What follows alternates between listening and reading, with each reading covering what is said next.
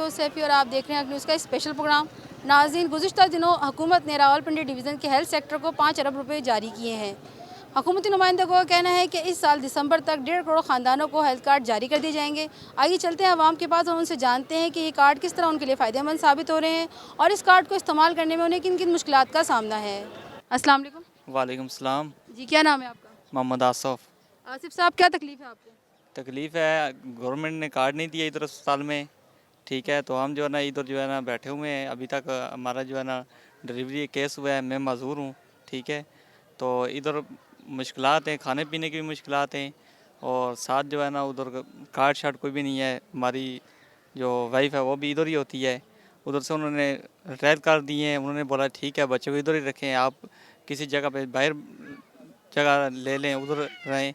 और अभी हम जो है ना इधर पड़े हुए हैं। तकलीफ है, बच्चा छोटा मतलब डिलीवरी केस था, वो पैदा हुआ है तो अभी वो अंदर ही है नर्सरी में, तो उसका ट्रीटमेंट कर रहे हैं। सीटी स्कैन किया है अभी उन्होंने, ये 8 कार्ड नहीं मिला है। दवाइयाँ अभी 2200 रुपये की लेके आए हैं बाहर से। कुछ भी नहीं फ़ायदा हमें मिला अभी तक। 3 माह पहले मुझे मिला हुआ था, उसके बाद मैं हॉस्पिटल में, मेरी वाइफ एडमिट भी थी, तो पीन हॉस्पिटल में था 1 माह पहले। वहाँ मैंने कार्ड दिया, उन्होंने भाई यहाँ कोई इशू नहीं है, इसका यहाँ इस्तेमाल नहीं हो सकता। तो वो वहाँ से जो भी मेडिसिन मैंने ली बाहर से ली। अभी मेरा यहाँ एक कज़न है बीमार, मेरे पास है वो भी, तो यहाँ पे मैं पूछा तो बोला यहाँ से भी नहीं मिलेगा। जो भी मेडिसिन बड़ी होती हैं बाहर मैंने जाके बाहर से ले आते हैं। अभी कोई नहीं फ़ायदा हुआ, मतलब तकरीबन 3-4 महीने हो गए, मतलब माह हो गए हैं। वो कहते हैं कि सर्वे ख़त्म होगा तो तब जाकर जो है ना कुछ सेलेक्ट करेंगे अस्पताल या पैसे मंजूर करेंगे, इसके पता ही नहीं है क्या है। मैं हज़रों गया हूँ, उधर इनका अमला बैठता, वहाँ उनके पास गया जब, तो उन्होंने कहा कि अटक चले जाओ। अटक गया हूँ तो उन लोगों ने कहा, इनके कोई आदमी बैठे हुए थे एजेंट, उन्होंने कहा कि डॉक्टर साहब अंदर है, उनसे मिलो।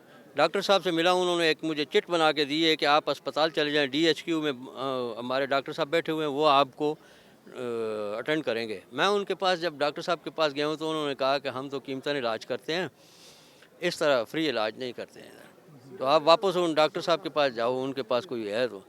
फिर वापस मैं आया हूँ उन्हीं डॉक्टर साहब के पास जिन्होंने मुझे चिट दी थी, तो उन्होंने कहा कि हम आपको पिंडी रेलवे अस्पताल है, वहाँ हमारा कांटेक्ट है, आप वहाँ चले जाओ। मैंने कहा मैं वहाँ नहीं जाता हूँ, इसलिए कि मैं अप्रोच नहीं कर सकता हूँ, गरीब आदमी हूँ।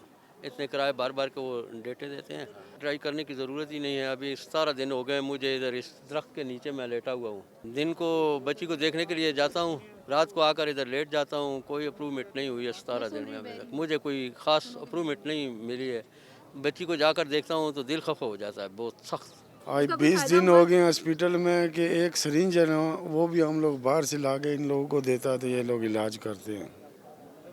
और ब्लड 12 बोतल ब्लड लिया है, तो एक बोतल भी उसको यूज़ नहीं किया, उसको नहीं लगाया। मैंने 12 बोतल खून दिया है, पर्ची मेरे पास पड़ा हुआ है, ना किसी ने बाद में ऑपरेशन के बाद मांगा है तो ना हमने दिया है। बात सीधा है, 12 बोतल उसने जमा कर लिया। कुछ भी नहीं है, जिसका को वास्ता है अमीर का चलता है, गरीब का कुछ नहीं है, कोई भी नहीं है। सीधा बात है, जिसका को वास्ता है उसको जल्दी दाखिल करेगा, जल्दी इलाज शुरू हो जाएगा। गरीब उधर तड़पता रहेगा, उसको कोई नहीं पूछने वाला है। ये सब नर्सें, कंपाउंडर, डॉक्टर सब मिले हुए हैं। बहुत कोशिश की है मगर मिला नहीं है।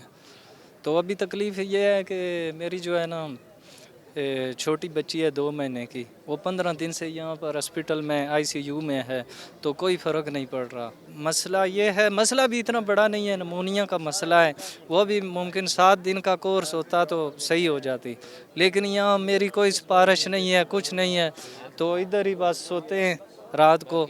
हमें तो अंदर भी नहीं जाने दिया जाता, बच्चों से मिलने भी नहीं दिया जाता।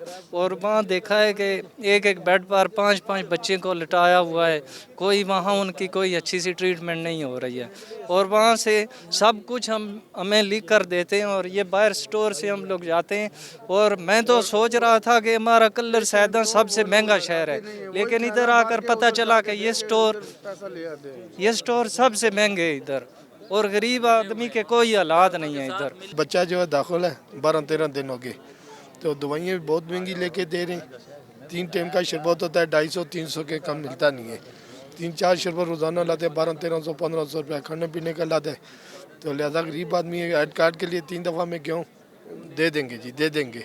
दफ्तरों में चक्कर लगा लगे अभी तक नहीं दिया, तो लिहाजा इंसाफ किया जाए। तब्दीली तो आई है, खाली तब्दीली का नारा ही चला है, तब्दीली वाला काम नहीं दिखाया। टेस्ट इतने महंगे कर दिए, जो पहले 100 रुपये का होता था वो आजकल 250 में हो रहा है, जो 250 का था वो 600 रुपये का हो गया। उधर धक्के लगा लगा के मेरे पास जाओ सेंड कर दो, जाओ ज़कात फॉर्म लाओ, हम नहीं करते, ये करो वो करो, कार्ड बनवाओ।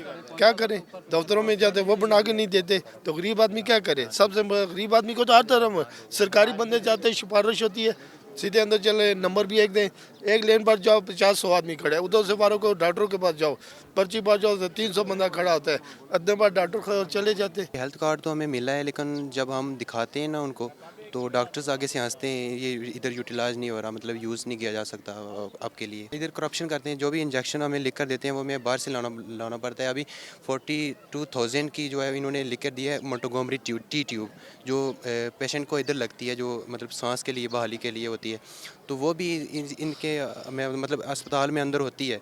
लेकिन ये कहते हैं कि आप बाहर से लेकर आएँ। हम इतने अफोर्ड तो नहीं कर सकते ना कि हम बाहर से भी लेकर आएँ, इधर से मतलब खाना वगैरह भी खाएं मरीज़ को, मतलब तो इतने मतलब अफोर्ड तो नहीं बंदा कर सकता ना, कोई भी अमीर भी हो तब भी वो इतना अफोर्ड नहीं कर सकता। लेकिन हमें ये काफ़ी मुश्किलात पेश आ रही हैं। बहुत मुश्किलात है। एक तो जो महंगी दवाई होती हैं बाहर से लानी पड़ती हैं, दूसरा ये जो कम लिखे पढ़े लोग होते हैं उनसे बहुत ज़्यादती करते हैं, उन ब्लड वगैरह भी ये आगे पीछे कर देते हैं, फिर दोबारा फिर लाना पड़ता है। मेरे साथ ये किया है कि एक बोतल इन्होंने खून नहीं किया गया, आगे पीछे कर दी है, फिर दोबारा फिर मैंने मंगवाई है। पहले मैं इलाज करवाने गया हूँ तो कार्ड एक्टिव नहीं था, क्योंकि कार्ड को अभी मंथ हुआ था, तो सारे कह रहे थे कार्ड एक्टिव नहीं, ये पीटीआई काम रचा रही है कि लोगों को पागल बनाया जा रहा है। लेकिन फिर 3 माह के बाद कार्ड एक्टिव हो गया। मैं कार्ड के पीछे नंबर लिखा होता है, उस पर आप कॉल करें, पता कर सकते हैं कि कार्ड एक्टिव हुआ या नहीं हुआ, फिर आप इलाज करवा सकते हैं। वही प्राइवेट अस्पताल से इलाज हो, कार्ड के पीछे नंबर दिया गया होता है, आप उस पर कॉल करके वापस अपना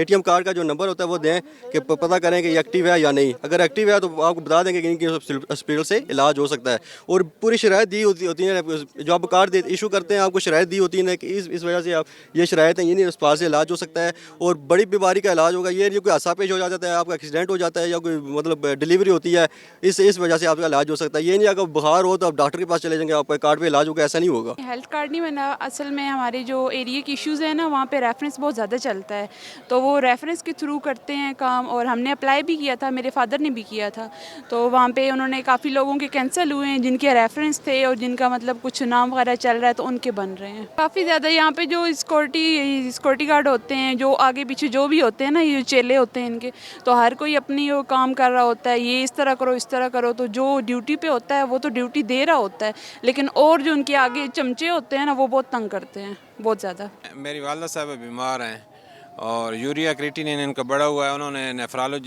नेफ्रोलॉजिस्ट के पास जो है ना रेफ़र किया है, और इधर हम आए हैं तो कोई बात सुनने वाला नहीं है। एक के पास जाते हैं तो दूसरे के पास भेज देते हैं, दूसरे के पास जाते हैं तो तीसरे के पास भेज देते हैं। पहले तो कोई पर्ची नहीं बनाता, पर्ची बनाता है तो फिर कोई बात नहीं सुनता।